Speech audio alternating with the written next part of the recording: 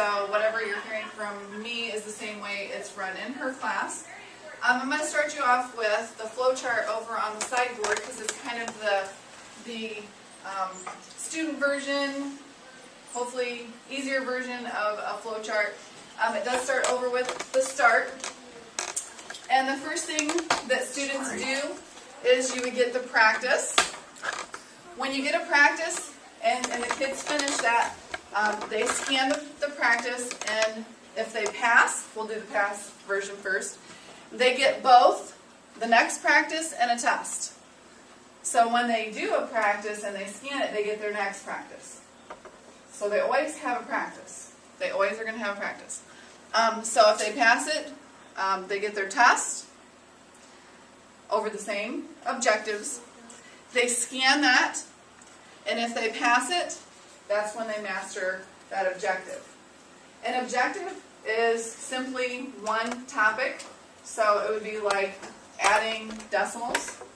And I can give it to them either in just like a number problem, and I can give them word problems over adding decimals. So that would actually be two different ones, even though it's the same topic. And I'll show you what that looks like here in a minute, actually on one of their assignments. So that's the goal, is to do a practice, pass it. They get their next one. They also get the test and master an objective. You can see on the practice, if they don't pass, it takes them right back to the same practice again. It gives them the same kind of problems, same thing. So the kids aren't getting anywhere in that circle. Also, if they pass the practice and they get a test and don't pass, it takes them back to the beginning again too. So we don't want them to be in that circle of not passing things. And we'll talk about some of the ways that we work in here to help them through that, and kind of what you can do at home as well to help with that. So that's kind of the gist of the accelerated math. I'm going to walk you through what some of the things look like and what it looks like on the computer. The accelerated math program is a worksheet-based kind of program that they don't have to have internet for.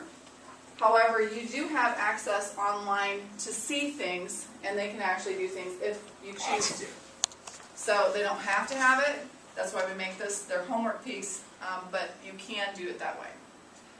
Over on the sideboard is where I keep what they need to be at as far as those objectives that I just talked about. So in regular and pre-algebra, they need to be at 9 by Friday, which is tomorrow. And I'll show you where you need to look on their TOPS reports and things for that as well. So we're at 9. The first week that they were in school, we just worked on getting this program down. I didn't assign objectives to them that week. I actually started them on it, but they didn't have to master 3 for the first 2 weeks. So they actually had 2 weeks to do their first 3. Okay, so I'll show you some of what things look like. Basically, this is what I just went through with you, but it is just a circle. They do a practice, test, review, then they get a new objective, practice, test, and review. That's the complex version that they gave us in my teacher book, so that's what I condensed to a little bit easier flow chart rather than showing this to students. I can show that to students. It took me a while to get it sound like, what? So, okay, this is what one of their TOPS reports looks like. So when they do the worksheet and they scan it, first when they get the worksheet, they come over and scan it, and here's where it will print out their TOPS report. I have students staple their TOPS report. They're supposed to staple their TOPS report. That's what I put it right here, so that you can see these. Okay, but again, if you have access to the internet, you can see it online too, and I'll show you that here in a few minutes. But you should be able to see these. They should be stapling them and bringing them home to you. So I'm going to go through a few things that you'll see. It does say when the assignment was printed, so that you know how long they've had it. It does say what their score is. And right here is where tomorrow, where it says total mastered this marking period, that's where you should see that they're at 9 or more. So that's where you need to look on the TOPS report. The total mastered this year is going to be a continual for the entire year. The 9 weeks goes back to 0 at the end of the 9 weeks. So this number is a number that's going to continue to grow. This 9 weeks should be 27, but we didn't do it the first week, so they'll only need 24 for the first 9 weeks. Then they'll need 27 each 9 weeks after that, barring any snow weeks that we had last year. Things will change if that happens, but let's keep our fingers crossed that that doesn't happen. This right here tells you whether or not that they've mastered something and they actually have a test that's ready. Now what happens sometimes is if you see this number increasing and they're not bringing home a test, they probably have a test out that they've misplaced. Okay, so if this number starts to get large, any more than 6, they probably have a test out, they don't know where it's at. So you might want to say, do you want to check tomorrow and see, do you have a test out? Because more than likely they do. And they can only have one test out at a time. So they can't get another one. So that number would just keep going, and then they're not mastering their objectives. They're ready to, but they just have one somewhere in their math things. So that's where you need to look for that. Here's just another version of a student's, and here is where you can look at home. This student got a 73%. These are the problems that they missed. I do require that, and here's how we get them out of that circle of not getting anywhere.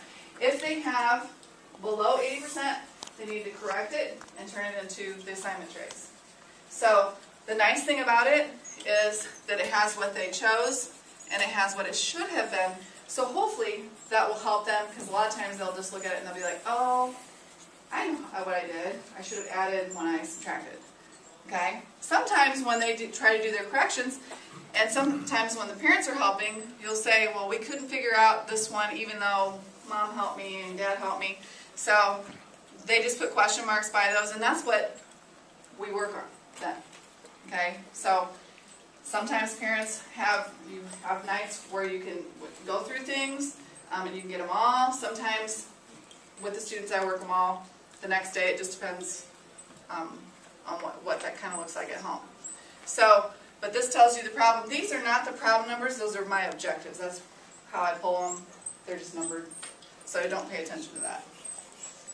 These are objectives. So one of them was subtracting integers. There's actually 3 objectives here.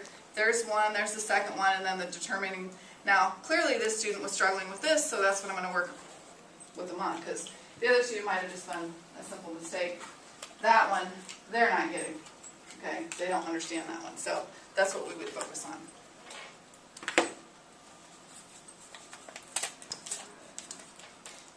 Okay, if you see a TOPS report that looks like this, or like this, they probably got their bubble card and somehow we're thinking about something or someone, and their bubbles are off. Okay? Because especially if they're like this, that's probably an eraser thing, because I tell them you don't have to make like black, because then they can't erase them, and then the machine thinks, I don't know what that is. So this is, they couldn't figure out how to score it, so that's why they're all dashes. Now when kids have those, they need to mark, go back through, and if they had them all, just put had it, or misbubbled, or fix. Some kids like fix, and they put it in there, and then I'll rescore it. So because they actually got things right. So if you ever see that, just make sure that they go back through that. I do have an example of that. Need me to fix, misbubbled, mark like this, so that they know just to mark it and put it in the tray.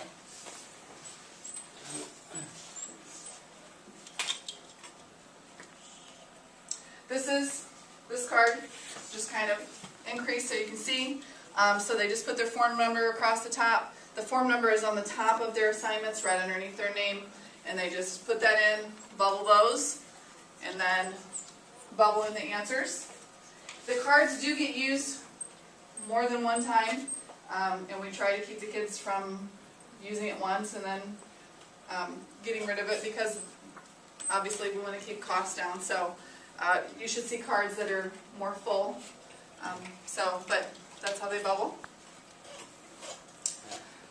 If you do want to go online to see their things, and I'll show you some of the things you can see, I do have their usernames and passwords to send home with you. Whether you're a Pride parent or a Legend parent, I have all of them. If you know what class period your child's in. Right here tells you where the login is with their username. Here's a support. Typically, if parents are having issues with internet things, if ACMath or Digits isn't working, it's usually pop-ups are blocked on your computer. For some reason, they don't like Apple as much as other computers. I know people that have had Apple though that can get on it, so just keep working with it. But you should be able to get an internet, Chrome, Firefox. But if you do have trouble, they do have a tech place for you to go. When you do log into your student's account, here's kind of what you're going to see. So it's everything that they should be bringing home, but maybe not. So you can still see it, even though they say, oh, I forgot that at school. You can say, oh, that's okay. I have their login. So you can see what they're, and you can go to the current marking period. You can go to other marking periods.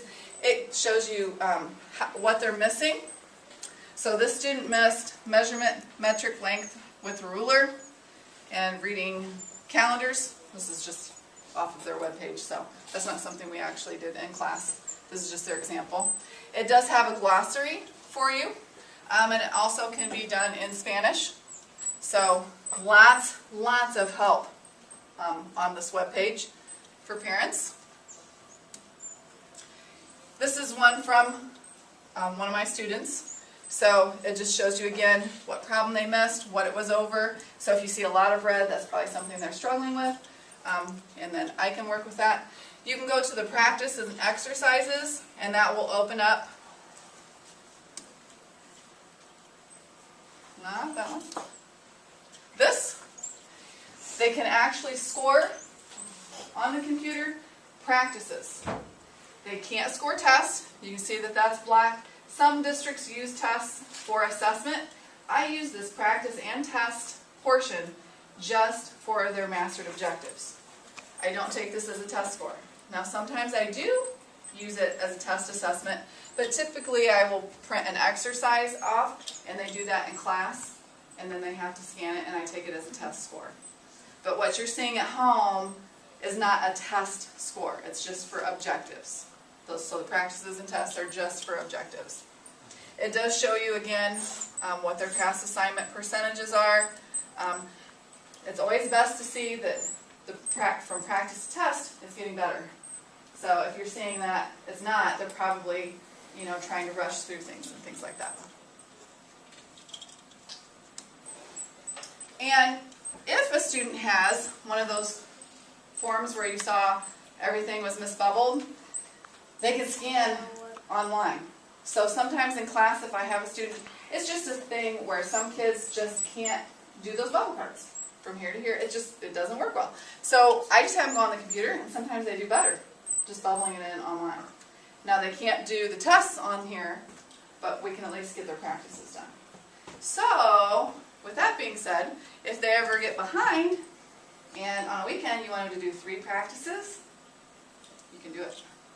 And then when they come in on Monday, I can give them like a 5 or 6 objective test, which is plenty for the week, and then they're caught back up. So it is easy to catch kids back up if they get behind, or if they are behind at this point. So this is one option. They can get a couple of practices done at home, and then I can give them a test when they get back.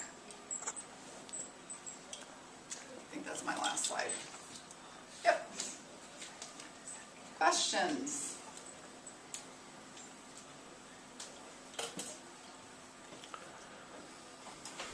Mrs. Harris, could you maybe explain how their grade is calculated? And maybe you covered that right at the beginning. I was fumbling with the camera. I'm sorry.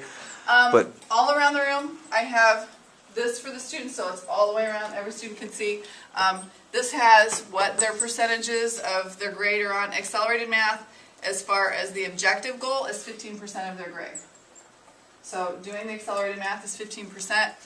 When I use an accelerated math, once they've mastered things, and I want to test them and do that assessment, and I give them that, that's actually going to be 35% of their grade. So that's by that point they've practiced it, they've done just a review test, and then we should be good to do a full assessment.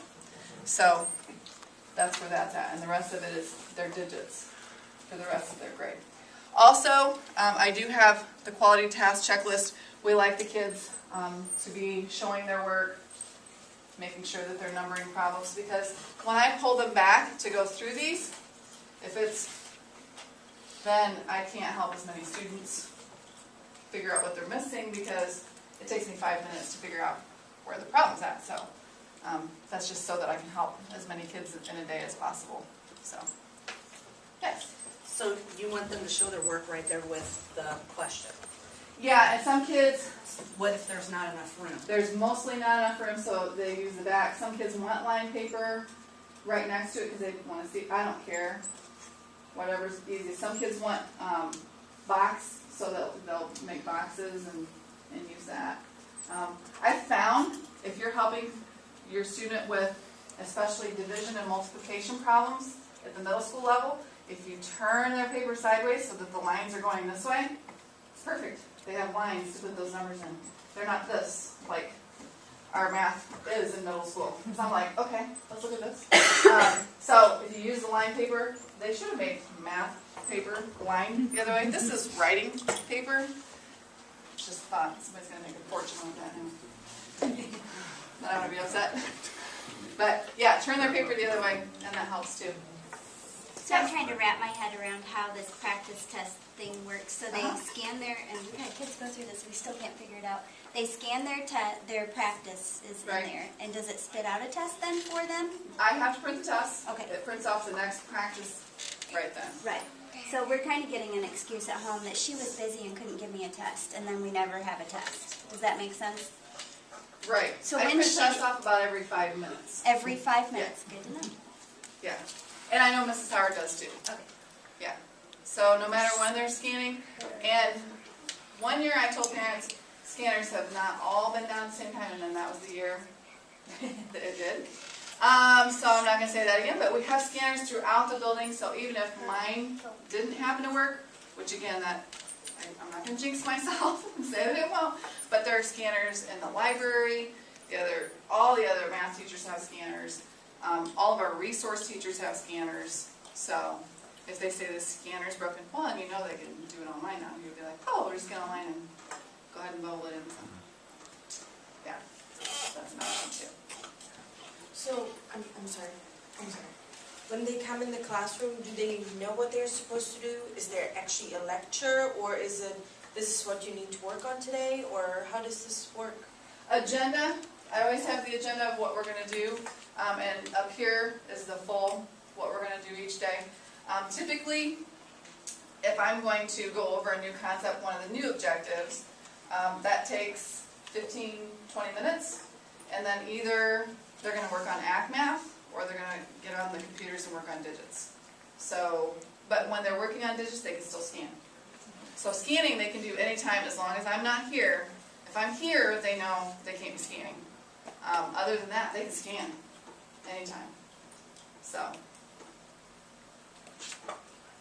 yes. So if your student happens to get well ahead on their objectives, my son seemed to believe that when he gets paper from you or from the Right. machine, he had to turn in the next day. And I questioned him after reading the objectives. So at some point, when do we tell them to slow down if they're like? I'm full glad you brought objectives? that up because somebody did last group too.